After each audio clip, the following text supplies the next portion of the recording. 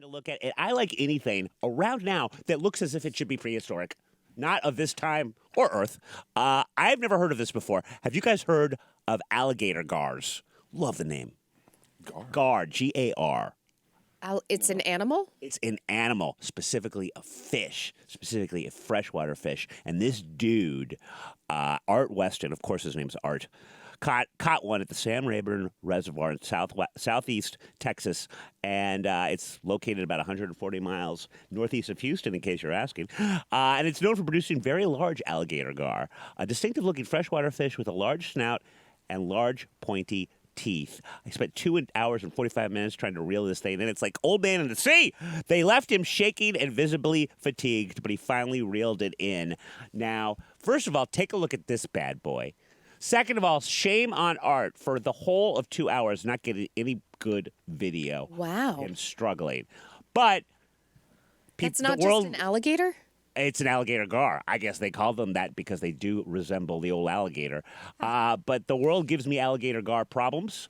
I give them alligator gar solutions. Since I couldn't find video of him reeling one in, I did find video of some brothers that Sam are pretty Rayburn, good they at reeled getting in 3 alligator gars between 6 and 8 feet long. Mason Dupree says he was out with a friend. Shallow waters here. He saw something lurking besides him. Before he knew it, they both shot 2 of the predators with bows and arrows. They called to get one of their brothers to try to make one more catch. However, this fish became pretty close to breaking a record. Ugh. The last fish we shot was 8'3", which is actually longer than what the current Rayburn Lake record is, boy, but the fish didn't have the weight to get the record. The fish was somewhere around the 210 to 220 range. They're really difficult to get, really difficult to fight, get in the boat. They break stuff, break arrows, tie knots in lines. They mess up a lot of stuff, as you might imagine with a 200-pound fish on the end of a string. So. Yeah, Dupree says there's rough things I did since I was in Blue. Yeah, on the water during this time of the year because it's mating season. What does it taste like? Fry that bad boy up. In order to experience fishermen like these guys were, call animal control. They say remain calm. Yeah, right. That's what I want to do get with away my life. safely. Alligator just get gar away. wrangler. I'm happy with. I'll tell you what, though, the other guy that I believe did get one of the 2 records. There's records in feet and in pounds. I'm happy that he put it back into the reservoir. I'm glad he didn't kill it. Well, let that thing get bigger. I would, if that were me, I would have no idea what this was, and I would be afraid to shoot it for fear that it's endangered, and then I'm on everyone else's hit list. Sure. Yeah. Or just killing an endangered animal. Like, how do you know? If I've never seen it before, I'm assuming it's pretty rare. I just like the fact that you're imagining killing and catching an alligator gar when you can't boil an egg. I know, truly. The closest I ever came to this was in New Jersey. We would sometimes have field trips where we would go to Shark River Park and sift for shark teeth. Oh! And that's it. Did you find any? I think I found one. I would love that. It looks so much like a pebble. I'm like, are you sure it's a tooth? It was probably a pebble. Shark teeth kind of look like shark teeth. So I think he thought it was a rock. Yeah, probably. And just little Joe was like, "Ee!" They're like, that's a shark tooth. Just let it go. Derrick, have you ever been hunting or fishing or anything? I'm trying to imagine you in like waders. No, my uncles were big fishers. I didn't fuck with any of that stuff. Yeah. It's like it's dumb to me. My brother would go with them. It seems like something I would enjoy, but I know 5 minutes in. Get bored. Yeah. 5 nights in? 5 minutes. Oh, I was like, how many nights do people fish for? And I'm definitely not spending time pulling in a 283-pound alligator fish. No thanks. I mean, it's good exercise, I would assume. But at what point? Like, it's after hour 1, and you're like, how much longer do I do this for? Seriously. Yeah. You know? But I'm guessing if you into that kind of thing, like he was like, I'm not losing type mentality. Whatever the fuck this is, I'm gonna take a picture of it. And get some likes. Yeah, no shit. Otherwise, what was the point? Turned out to be a dinosaur fish, so he won.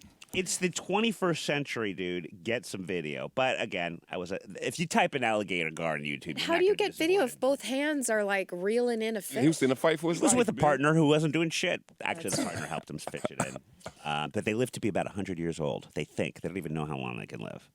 Huh. Yeah. Well, now that it's dead, can't we cut it in half and see how many rings are on the inside. I love that you said that. They said that that's kind of how you tell how old Get they out are. of here. I swear to God. How the fuck?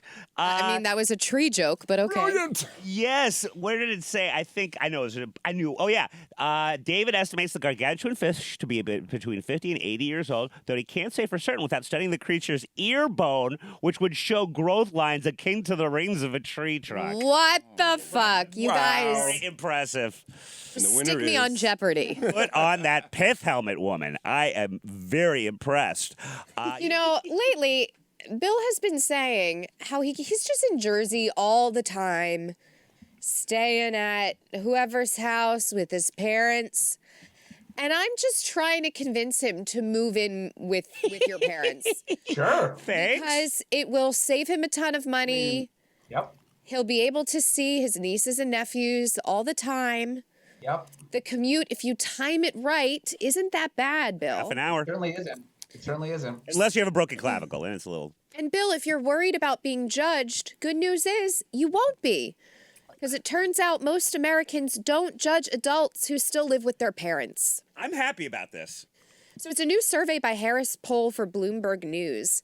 90% of the 4,100 adults surveyed felt that amid so much student debt, such an insecure job market, and record-breaking inflation, there shouldn't be a stigma around the decision to live at home and save. Which is a good thing because almost half of, young Americans, sorry, Bill, are currently doing just that. About 23 million are currently cohabitating with relatives. That's people aged 18 to 29. Guys, this is the same rate as the one that followed the Great Depression. Crazy. So it's not good news. U.S. residents, I know. People are poor. Yeah, we can wait for the good parts. If I Their keep rent's going too damn up, high. It sounds like it's positive. U.S. residents empathize with the larger financial fallout impacting the housing situations of millennials and Gen Zers. Of those surveyed, 3/4 agreed that the youth of today are trapped in a broken economic situation that deserves a significant share of the responsibility for preventing getting a place of one's own and leaving the nest. One woman says it's sad because back in the day, you could just have one job, support yourself, and save money for a house. But I feel like that's really difficult to do that in this economy. So, Jonathan, do you agree with me? Bill should just move back to Jersey. One thing I like to think about is, as the tail end of Gen X, one of my favorite things to do is make fun of millennials and make fun of Gen Z. Yes. One thing I think I really do love about them is that their ability to really just not care what other people do. And I think that unfortunately with baby boomers, with Gen X, we were always trying to make fun of everyone else to make ourselves feel better. But Gen Z and millennials just don't care. And they're like, if he's living at home, he's living at home. What do I care? I've got bigger fish to fry. So I kind of love that about them. That's a good point. Really, it's true. I mean, we're one of that first generations who are unfortunately growing up not as successful as our parents. And it's not because we're not working as hard or we're not as smart, but it's just because living and the cost of living is so much more percentage-wise, more than they ever had to deal with. So, look, I'm a firm believer in when you graduate college, try to go live off on your own, but it's so much more increasingly difficult than it ever was, with interest rates so high, with rent so high, that there's something to be said about coming back, living at home and saving up because, quite frankly, you're not paying for room and board. That there's something to be said about it. I completely agree. You did this as a jab at me, but I'm going to take this advice and run with it right back into my old bedroom. Derrick, back in the day, all families lived together. I mean, yeah, and as a result, you had a free babysitter. There was and that's where the whole "it takes a village" thing comes from. You just had all this actual natural support, and it wasn't frowned upon. Maybe we're just going back to that, right? No. I think shit's just fucked up, man. It's like I'd rather have 5 roommates than move back in with mom and dad. Yeah. I bet you those 4,100 people, none of them were young women. Yeah, that's cool. I don't mind going over to his parents' house to get a little sucky, fucky. No, they look at you like you're a loser.